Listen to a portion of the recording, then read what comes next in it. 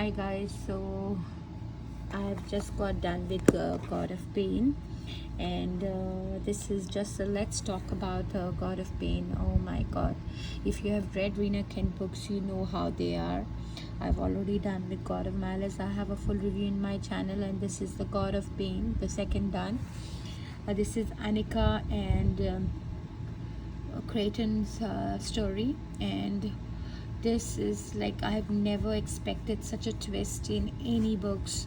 Those two big twists that happen are amazing. So let's talk about, if you I don't have any spoilers in my video, but if you're planning to read any of Rina Kent's book, I already have the Legacy of God, all the series, all of the 6 books. So I think I'm going to give it a break after God of Ruin. This is the Jeremy and Cicely story, the next which I'm reading, and after that I would be reading the story of London, and I don't know the girl's name, and this is I think Alex's story with the brother of this London, and this final is the brother of this guy, Brandon of Creighton, his story, Ellie, I think. So these two I'll give it a break. After this I'll finish my Billionaire series from Lauren Asher. But oh my god, I have been sucked into the world of this dark romances, thanks to Rina Kent, the way she writes. So let's talk about God of Pain. Let's begin that, because next I would be reading the God of Wrath. But oh my god, this one was, in the beginning, honestly to speak, it was a little slow for me. It was, this trope is, it's like she likes him from the day one. She's infatuated to him, and he is like, he's always quiet. He doesn't talk at all.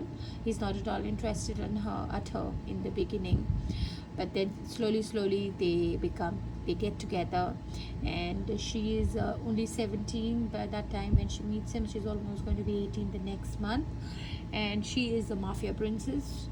So Annika, she's the mafia princess. Her dad, her brother are very powerful mafia people from the US, and he's in the Creighton. He's the King family adopted son, and he has a very dark past. So he is like always grumpy and quiet. He doesn't talk. He's very selective. He's selective mute. He doesn't talk a lot, but she brings out the best in him and brings him in, like, and there's a love stories going on. They hide and show be their love, and he's supposed to be into like that kinky sex, so he's more into, he wants her to be his submissive, his submissive, and she's ready, and he's all dominating, and all these things are happening. So the starting goes on, and I'm like, I like it, but not the way I loved God of Malice, but I liked it. But then there are 2 big twists that will happen. This twist I have not expected to happen in any way. The first twist happened, okay. The second twist was unbelievable what happened. And honestly, if this would have happened to me, it would be very hard for me to forgive. Okay, something Anika does, okay. It would be very hard for me to forgive and still love her. But then, that being said, when I think about Anushka or Anika, why she did what she did it because she was put in such a situation by him. You will not expect that would happen. That's the story.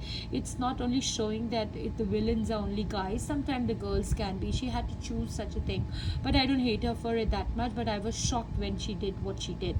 All right, I will not give you any spoilers, but if you're trying to get into Rina Kent's world, be aware there are a lot of trigger warning. These are not normal heroes. These heroes are villains, all right. And normally I would never like these to be in the real world, such people, but them being possessive, them being loving and caring and taking care of the small things really does appeal to me. But this is again a fantasy. This is not something I fantasize outside at home with my husband, but definitely there are a lot part which I think many of us like to escape. So we go into such books or fantasy worlds, and books give us that time of life. Many part are like the possessive part, the Even my husband, he's very possessive, but of course he's none of the Rina Kent kind of possessive kind of a person. But I enjoy reading such books. And the dark romance, this is dark, but it's not like, really bad. It's good dark, yeah. So I think you can definitely try her books, but of course you should be 18 plus. Don't try before that. And be aware it has a lot of different plots like sexual abuse. It has like, this kinky sex dominator, where you have these like 50 shades, if you have heard about it or read such kind of thing. But it also has good plot, it has thrill. These books will keep you really on your toes. So do read this for me was a 4.5. Again, I liked it. In the beginning it was boring for me, but the end really got amazing at the end. Not boring means it was okay, but then the end became in the beginning I was just going to give it a 4 star, but then after the two twists I give it a 4.5. God of Malice for me is 4.7. And now next is Jeremy and Cicely's story, who is the brother of Vanika, Jeremy, and we see what happens Cicely does. So I'm really excited. I'm going to read it tonight, and let's see. Stay tuned. Do follow me in my Instagram, my life with BBS, where I post a lot of my what I'm doing, my lifestyle videos and all. And thank you so much for taking the time to watch my video.